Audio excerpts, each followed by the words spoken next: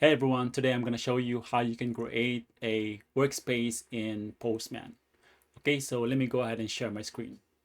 All right, so you can see that I have Postman opened and you can see that we don't have a workspace yet. Couldn't find this workspace. Okay, so to create a workspace, just click the workspace here, the arrow button, and click create. In here we're asking for the workspace name, so I'm gonna say project. Select workspace type, I'm gonna select internal, and I'm gonna select only you and invited people, and I'm gonna select blank workspace, and I'm gonna go ahead and create workspace now.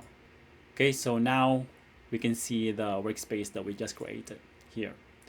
And by the way, the version of this Postman is 12.20.2. So if you're using a different version, the GUI could look different. But that's how you can create a workspace in Postman. All right, so hopefully you found this video useful. If you did, don't forget to like, subscribe, and I'll see you in the next one. Bye for now.